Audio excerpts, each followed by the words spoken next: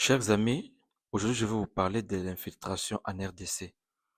Je vais vous parler vraiment de l'origine de l'infiltration. Soyez patients, hein, je vais vous prendre quelques minutes. Tout a commencé le 6 avril 1994 au Rwanda. Il y a eu crash d'avion, de l'avion du président Juvenal Habyarimana, qui était président à l'époque du Rwanda. Et ce crash a été occasionné par le militaire de la rébellion qui était géré par Paul Kagame.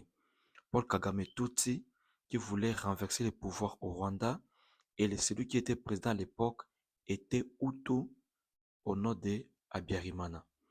À cause de la mort de ce dernier, le lendemain, les Hutus, donc ceux qui étaient de la tribu du président, ont commencé à propager des messages de haine au niveau de la radio, au niveau de la télé, et puis de bouche à l'oreille. C'est comme ça qu'il y a eu génocide au Rwanda. Du 6 avril jusqu'au mois de juin, il y a eu près de 100 jours de génocide et ce génocide a fait au moins 1 million de victimes. Pour la plupart, bien sûr, des Tutsis. Et pendant ce temps, ni la communauté internationale, ni la France, ni les États-Unis, alors aucun pays n'avait parlé, n'avait aucun pays n'avait envoyé de militaires pour arrêter l'hémorragie. Aucun. Et juste après, et juste après les génocides, donc au mois de juin, la France s'est réveillée pour essayer d'intervenir. Qu'est-ce que la France a fait? La France a appelé le président Mobutu. Là, nous sommes en 1994, au mois de juin.